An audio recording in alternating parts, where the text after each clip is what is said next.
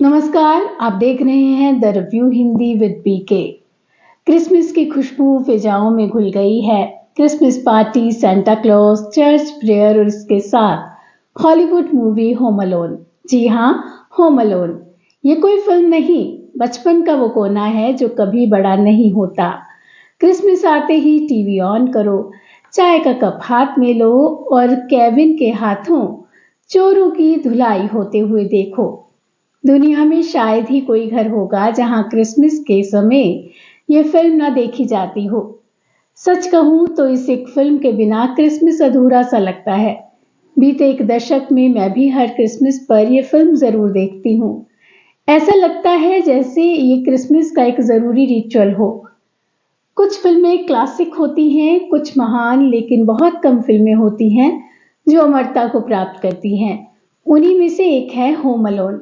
1990 में रिलीज हुई home alone महज फिल्म नहीं बल्कि एक इमोशन है। इसे किसी फिल्मी थ्योरी या समीक्षक की नजरों से समझा नहीं जा सकता, इसे सिर्फ महसूस किया जा सकता है। फिल्मों को लेकर अक्सर हर उम्र के पड़ाव पर लोगों की पसंद नापसंद बदल जाती है।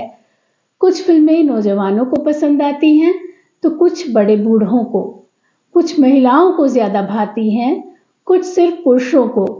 लेकिन ये वो फिल्म है जो 5 साल से लेकर 75 साल तक के बच्चे के दिल में बसती है। आज हम इसी अमर रचना पर बात करेंगे जिसके आकर्षण ने देश, सरहदों, संस्कृतियों के फासलों को मिटा दिया है।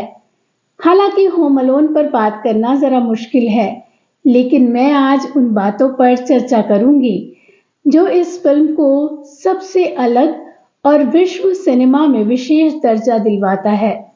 इस फिल्म का केंद्र बिंदु है परिवार। मेरा, आपका या दुनिया के किसी अन्य देश में किसी अनजान व्यक्ति का परिवार। परिवार एक यूनिवर्सल फीलिंग है। परिवार यानी संस्कृति का आधार। बचपन जिंदगी का सबसे सुनहरा दौर होता है। मजे की बात यह है कि बचपन कभी जाता नहीं, सिर्फ रूप बदलता है। दृश्य से अदृश्य होकर बस जाता है हमारे अंदर ही कहीं सदा के लिए। और हमारे अंदर बसे इस खुशनुमा एहसास को जीवंत कर देने का काम ये फिल्म करती है। और जैसा ये करती है वैसा शायद कोई और फिल्म नहीं कर पाती। इस फिल्म का मुख्य पात्र है केविन, जीवन से भरा हुआ ऐसा बच्चा जो अपनी ही दुनिया में खोया रहता है। एक नजर देखने में जिद्दी लगने जैसा, रोक टोक ना पसंद करने वाला केविन। फिल्म की शुरुआत में केविन के घर में क्रिसमस वेकेशन पर पेरिस जाने की चहल पहल दिखाई देती है। अच्छी खासी ज्वाइंट फैमिली जिसमें ढेर सारे बच्चे हैं और उन्हीं में से एक 8 साल का छोटा लड़का है केविन। परिवार अगली सुबह एयरपोर्ट के लिए निकल जाता है, लेकिन केविन गलती से घर में अकेला छूट जाता है। यानी परिवार दूसरे देश के लिए उड़ान भर ले और घर का छोटा बच्चा अपने कमरे में सोया रह जाए। शिकागो में अकेले छूट गए केविन को जब ये पता चलता है कि वो घर पर अकेला है तो पहले तो वो बहुत डरता है, लेकिन थोड़े समय में वो अपने इस अकेलेपन से दोस्ती कर लेता है। कुछ मस्ती और मन में आया हर काम जो उसकी उम्र के बच्चों के लिए मना होता है, मसलन अपने टीनेज भाई के कमरे में उसकी चीजें लेना और सामान उलट पलट देना, फिल्में देखना, बाजार जाना इत्यादि। और जब इन सब से उसका मन भर जाता है तो वह अपने तरीके से क्रिसमस सेलिब्रेट करने की योजना बनाता है। पर इस सब के बीच घर के आसपास भटकता एक रहस्यमय बुजुर्ग उसे डराता है। हालांकि बाद में दोनों की दोस्ती हो जाती है। अब बात उन दो चोरों की जिन्हें ये पता है कि केविन का घर खाली है और यहाँ उन्होंने चोरी करनी है। उन्हें ये एक आसान काम लगता है, लेकिन उनके इस इजी टास्क को नामुमकिन बना देता है केविन। और ये सब वो कैसे करता है, इसके लिए आपको ये फिल्म देखनी होगी। क्रिसमस की एक्साइटमेंट इस फिल्म के साथ साथ चलती है। बिना क्रिसमस के ये फिल्म एक सेकंड भी सांस नहीं ले सकती। क्रिसमस ही वो कारण है जिसकी वजह से पूरा परिवार भागदौड़ में है। बाहर बर्फ गिर रही है, लाइट्स झिलमिला रही हैं, हर घर में ट्री सजा है, कैरल्स बज रहे हैं और केविन अकेला है।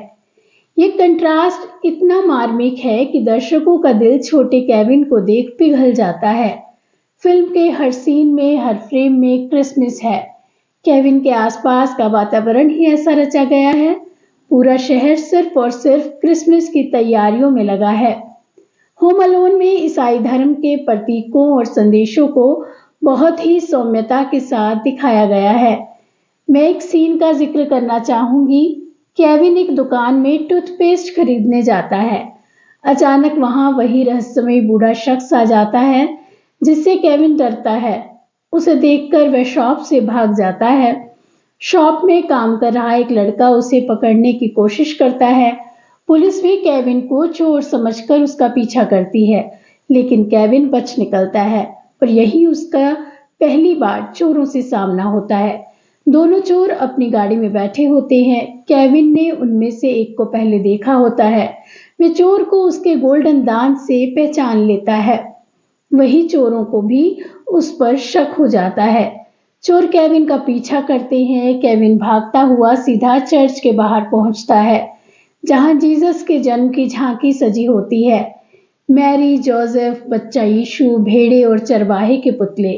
केविन इनके बीच एक ढीले हरे रंग का कंबल ओढ़कर, एक चरवाहे की लाठी हाथ में पकड़कर नेटिविटी सीन में छिप जाता है।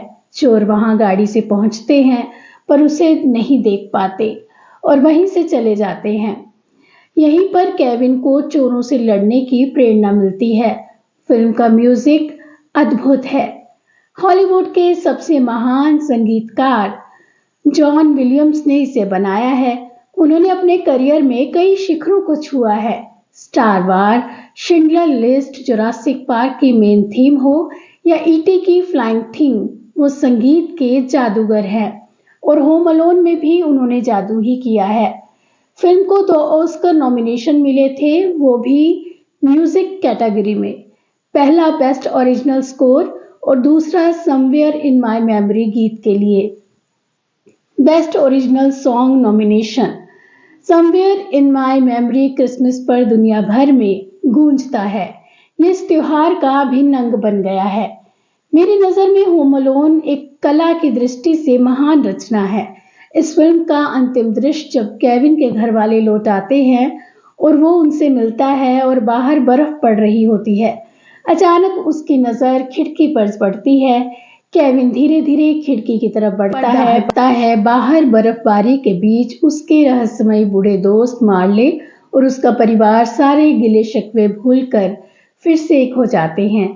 ये देख केविन मुस्कुराता है और भावुक हो जाता है। मार्ले अपनी पोती को गोदी में उठाकर गले लगा लेता है। वे खिड़की से झांक रहे केविन को अलविदा कहता है। केविन भी उन्हें हाथ हिलाकर अलविदा करता है। इसके बाद मार्ले का परिवार एक साथ घर की ओर चल देता है। केविन ये देखकर खुश हो जाता है। ये दृश्य अपने आप में इतना मुकम्मल है कि सिनेमाई कला का शिखर कहा जा सकता है। इसमें कोई डायलॉग नहीं, सिर्फ बैकग्राउंड स्कोर और कलाकारों के एक्सप्रेशन बोलते हैं। फिल्म के डायरेक्टर हैं क्रिस कोलंबस, जिनके खाते में आगे चलकर 2 और कामयाब फिल्में आई थी। ये थी हैरी पॉटर सीरीज की पहली 2 फिल्में। मैकाले कल्किन ने केविन का किरदार निभाया है। ये एक रोल मैकाले को फिल्म इतिहास में अमर बनाने के लिए काफी है। जोसेफ फ्रैंक पेस्की और डैनियल स्टन बने हैं 2 चोर। जॉन हर्ट केविन के पिता और कैथरीन ओहारा केविन की मां के रूप में है। वहीं केविन के बुजुर्ग दोस्त मार्ले के किरदार में नजर आए थे रॉबर्ट ब्लॉसम। तो दोस्तों, देर किस बात की, जल्दी से फिल्म देखिए और आपको ये कैसी लगी कमेंट करके मुझे जरूर बताएं। तब तक के लिए गुड बाय, नमस्कार।